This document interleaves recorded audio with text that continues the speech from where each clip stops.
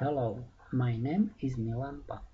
I'm a lecturer in the computer school Maret. Let's start lesson 004 AutoCAD Practice 2. Switch to AutoCAD.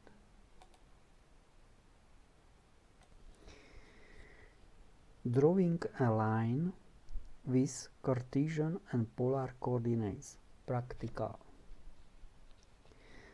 Let's draw the first segment.